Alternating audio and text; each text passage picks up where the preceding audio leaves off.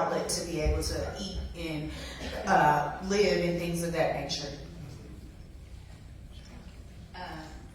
Like she said, it provided a great outlet for Black Americans who were traveling, but it also allowed for Black business owners to reach people that they weren't able to reach just from outside of their city. So through the Greenbook, it was a national thing. So although, you know, somebody in Houston, Texas was just operating business in Houston, through the Greenbook, as people traveled through, they would get more business and, you know, pretty much be shown to the world of what they were doing. And this is before the internet, you know. So today we can get on Google and just, hey, I'm traveling here, let's see what's up. The Greenbook did that before the internet age. I'm not going to answer that question, so we're going to move on to the next one. All right, so we'll go on to the next question. What about the historical context of this small play stood out to you? Anyone can answer that? Who wants to? Hello, everyone. Yes.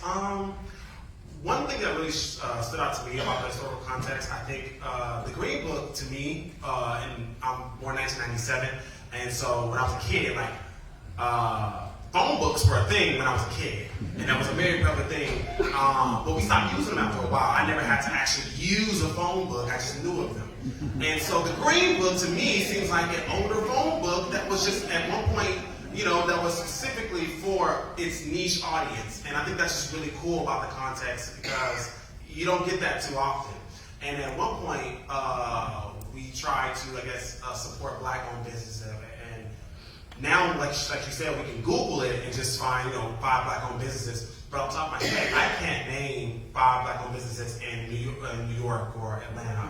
And so this book was sort of like a Bible, but it was also like a phone book. It was like a registrar that was specifically very private to the Black community. And I think that's the beautiful part about it, was that beyond just a Bible, it was almost like essentially a way of life, a way of being, a way of traveling and getting there. So I think that was just a really beautiful part about the historical context. First, I'd like to say that I never learned about the Greenbook growing up, so it was interesting to make this play and hear so many things that I had never heard before. And I actually didn't get a chance to even visit the exhibit that they have here until today. So we did a lot of this work in the context of like play and character work and like this world. And so I didn't realize that like these were actual, I knew it was like historically true, but I didn't realize like, okay, Esso Oil was a Black-owned company. I didn't know that. My mom worked for ExxonMobil for years, and it gave me so much pride that there were so many Black-owned businesses, and you know how far ahead we were even way back then. So today, when I got to see the exhibit and like put it in context of the play, I was like, wow, it gave me a whole new perspective. So yeah, we need to be teaching about this in the schools.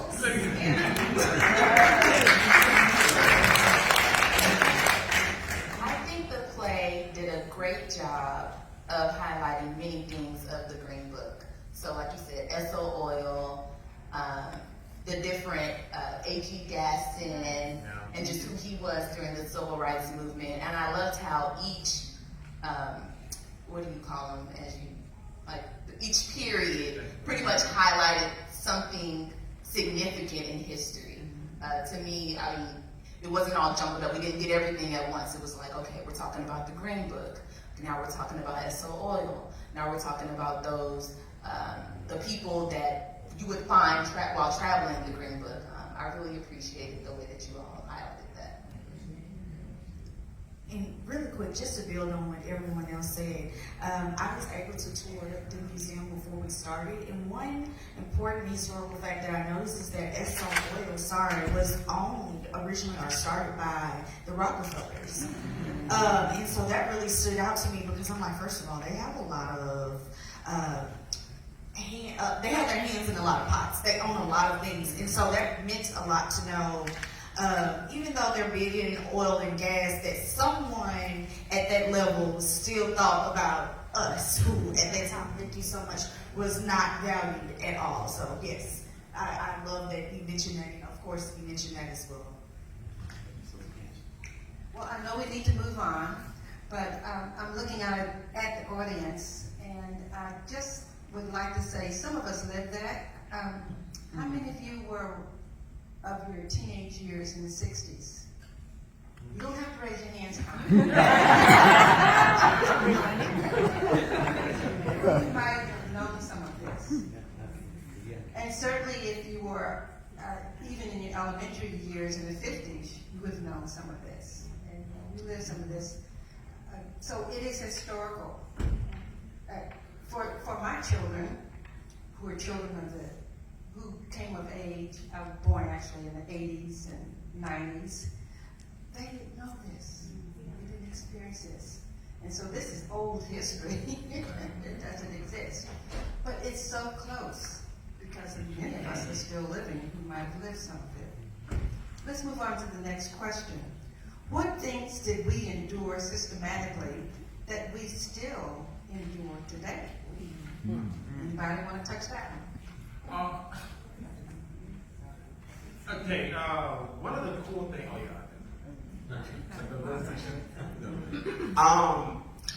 man, so driving while black is such a powerful statement because it just involves so many things beyond just like, oh, I'm black and I'm driving. Cars was like a luxury.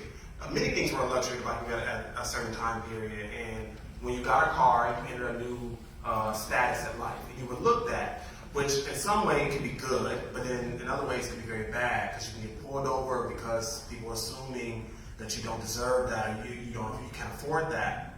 So systematically, I think that right there, driving while black, the ability to want to get to progress in life, to own more value, to have more fancier things, but knowing that comes with a cloud over you that people don't think you deserve that. So at that time period in the 1930s and 40s, it was clear, right? You couldn't drive the fanciest car in any town because someone may pull you over and they may treat you bad.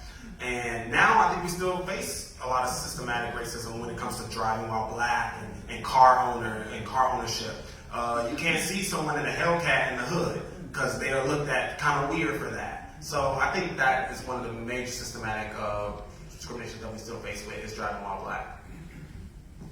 I'll say that systematically we're still kind of questioned and not treated as true citizens of the United States. Like even since the Africans got here, we were treated as, we were slaves. Then there's 3/5 of a person, and then we were fighting for civil rights, not even human rights, civil rights. So we had to battle within, the system. A lot of that comes from like a broken home, but one thing that I love about this play is that we kind of showcase our love and our humor with each other. I'm pretty sure like if you ask your grandparents, they're like one of the funniest people that you would speak to or enjoy your time with. So even though we endured all that, we still see each other as human beings, and we don't do that to any other type of race. We just want to have a loving time on this earth. So let's say that.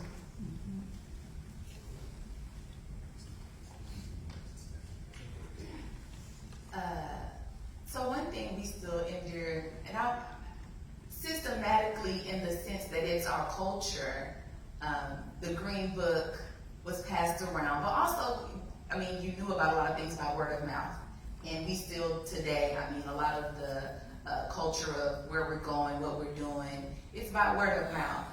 And then another thing that I was thinking of is within the last 10 years, I'm born and raised in Houston, Texas, so when this happened to me, I was really taken aback. But I went to a bar that I actually been to a lot of times, and I don't know, one day, I guess at this particular time, I was the only dark-skinned person with my group, and I was not served. Like, he refused to give me a drink, and I showed my ID. He acted like, he went to the back, checked my ID, he asked me, okay, what's your address? What's your birth date? He was just questioning me. And this was around, I was 21 at the time. So I was just answering yeah, I know my information is this, is that. Not realizing oh, he doesn't want me here. Mm-hmm. And so I've never been back to that place, but I remember I never experienced that before, so it was very interesting. Like, okay, we're in, past 2010, and you're not serving me because I'm black. Interesting.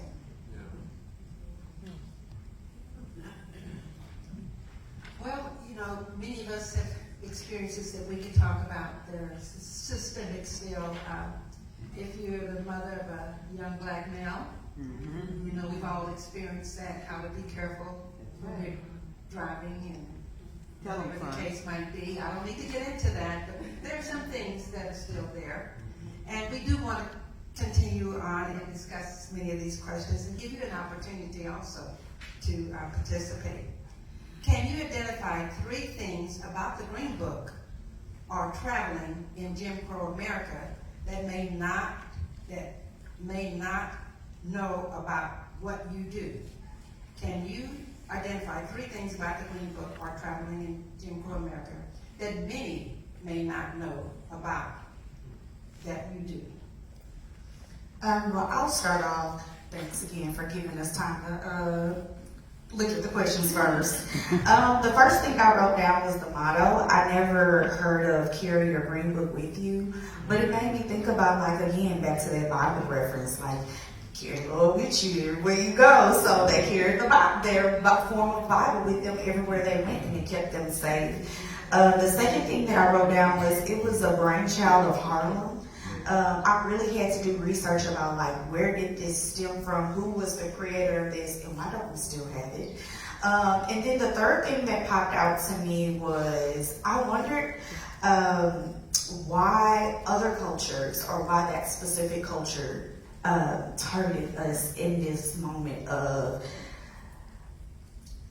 us trying to basically have a culture within a hostile environment. And so it was like, it made me really dissect what was the mind frame behind the Anglo-Saxons at that time that really targeted us. Like, were they like, okay, they got a secret code, so I need to figure out what the code is to divide them up. Or it wasn't just pure hatred for just the color of our skin, and they didn't want us to elevate. And so all of those things were going through my mind as that question, as we reviewed that question.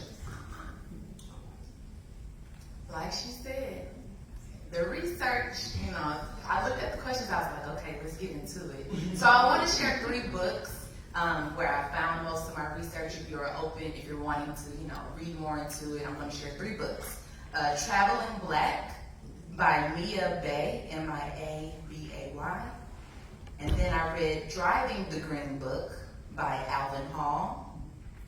And then I also read Driving While Black, African American Travel and the Road to Civil Rights by Gretchen Soren.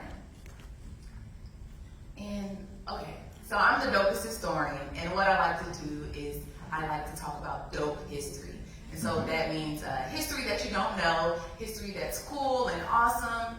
And researching the Greenbook, that's all I was finding. Victor Green, the founder of the Greenbook in itself, he's so amazing. He was a post office worker, and he actually continued to work at the post office while publishing the Greenbook. He worked there for 39 years before retirement, and so just him and himself, him, his wife, and then there were a group of women who pretty much, like she said, ran this whole shebang out of Harlem. Another thing I like to share is that they did an international edition. There were many travelers guides, but this one was the one that stood out. And even today, there's not a lot of, you can't physically find the other travel guides, you just know of them because of ads in the newspapers. And I think that's interesting. And one more thing, because I have so much dope history. A lot of times in the books, they would say, the Greenbook was to black people what AAA was to white people. So it was interesting to find out that the AAA, because my mom has AAA, my friend has AAA. AAA has helped me now. Right? We got it. Hey, AAA, we doing it today, okay? But back then, you know what I'm saying? You might not have been able to get on the policy. They had a lot of discriminatory practices. So the Greenbook, you know what I'm saying? It got us together. So we're going with the last question, and then we'll open it up quickly. the question is, can you inform us on the history of the Greenbook sites in Houston, Texas? Ooh. Anybody know of Greenbook sites in Houston, Texas? Actually, where we auditioned for this, where we met Nick, is one of the places, the Deluxe Theater, which I just found out. So that was pretty powerful. I was like, wow, it's one of those places. So yeah. So I graduated from the University of Houston, and in undergrad, unfortunately, we used to party a lot. And the Alphas on campus and Omegas always threw a party at the El Dorado Ballroom. And I did not know anything about the history behind it other than the Turner Place until this play. And so it really kind of like, it was a full circle moment, like, oh my gosh, I used to turn up there and I used to turn up back in the day.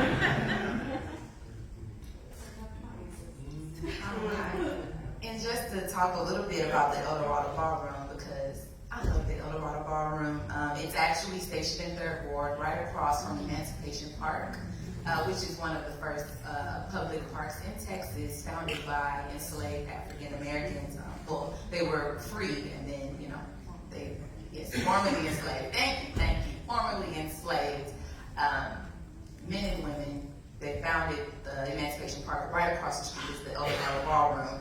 And the El Dorado Ballroom is cool because some of these names you may know, these are the people who used to play there.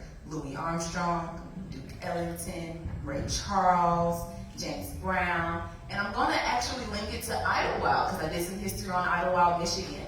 Again, the Flamingo Club in Idlewild is the same as the El Dorado Ballroom in Houston. So all the fun you saw them having on stage and just cutting a rug, that's what, it was called the Place of Happy Feet. They would go to the El Dorado Ballroom in a classical way and just really have fun and let it loose. And I wanted to say, I don't know any places here in Houston, but I went to the Wiley University in Marshall, Texas, and Marshall is a very historical place. It was one of the last areas to end slavery, and Wiley itself, our HBCUs, were very good historical places for us to go to, a safe place to navigate. To bring it to the last question as well, the roads itself, I think, can be considered a sacred ground. You have public roads versus private roads. And at one point, white people had a lot of control over the land. And one place that didn't have full control over, I guess you could say, was the public roads. And we went from having to find ways to navigate those private roads to get around to now marching on those roads for the civil rights. Mm-hmm. So I just want to say that I think that the road itself is like a sacred land that we have always utilized for respect and rights. I think that's it.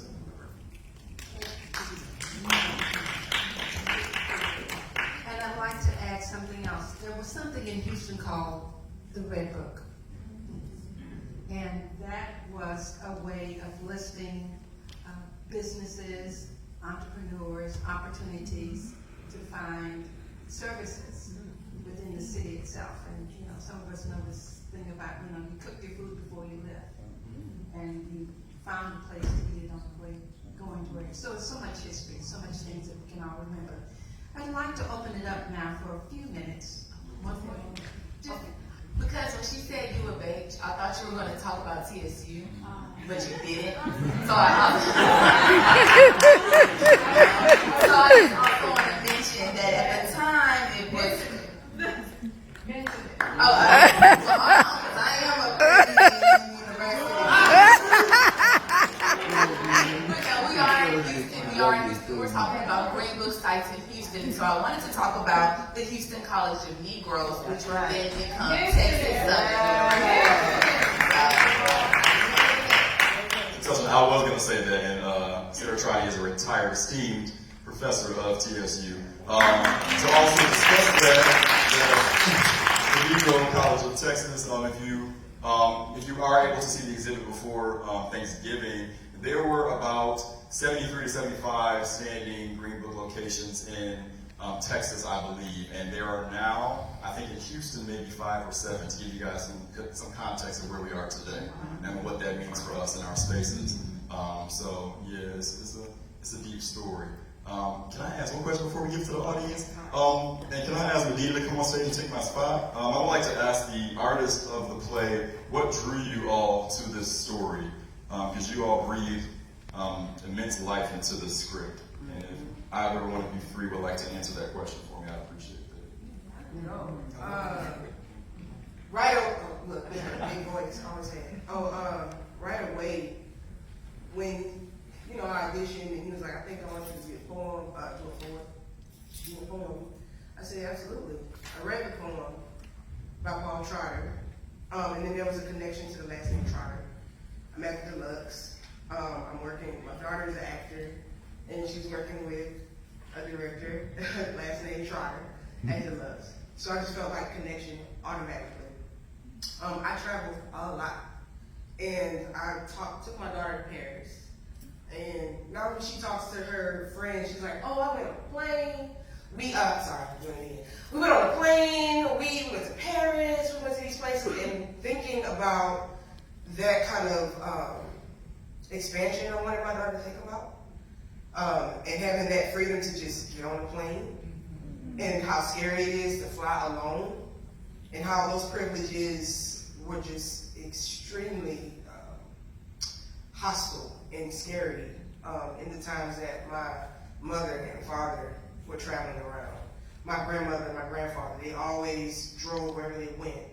And I just look at the advancement we're at, and being able to say these things to people that look like me in this space, this huge space, this space that holds the stories of oppressed people, and it's highlighted and magnified. So I just felt like I want to be a part of this, no matter what. I need to be a part of this. I wanted my daughter to see it. I want schools to see it. I work with predominantly Hispanic and Black children, and they're dealing with discrimination all the time. And some of my students are Pakistani and Mexican, and they still identify as Black because they have grandmothers and grandfathers. So all those things, these stories remind them it's a remembering and an honor to be in this position and to have this space and to see y'all just, flex on your knowledge is amazing. So I appreciate it.